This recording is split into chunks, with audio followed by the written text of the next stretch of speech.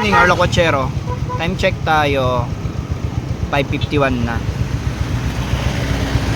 So ito yung kasalukuyang nagaganap dito. Isaysay sa may Castilla Zambales. Bilihan ng paputok to. So mamaya marami pa to.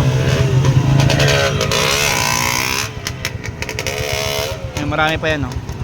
Hanggang likod pa yan. Dahil mga bumibili dito yung mga stall na bilihan ng mga paputok.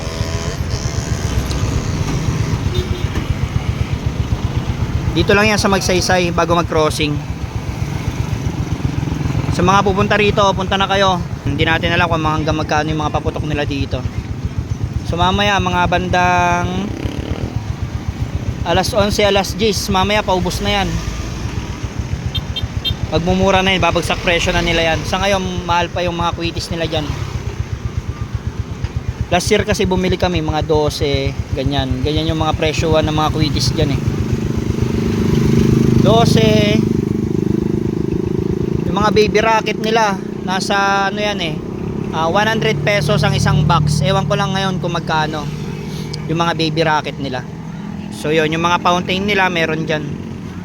Mga fountain, kwitis, ayan, yung mga crying cow, mga bawang, goodbye marites, pero alam ko hindi pwede yun eh, hindi binitinda yun. Yun o, may mga kwitis dyan. So yun lang, ito yung update natin dito. So may Magsaysay yung mga bilihan dito ng mga paputok. Meron din sa may Lapas. Sa may Lapas Road meron din sa may San Marcelino. Kaso nga lang ilan lang yung stall nila doon. So yun lang, ingat tayo palagi.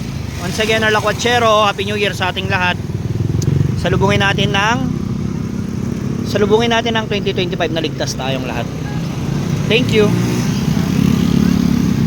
Ingat tayo.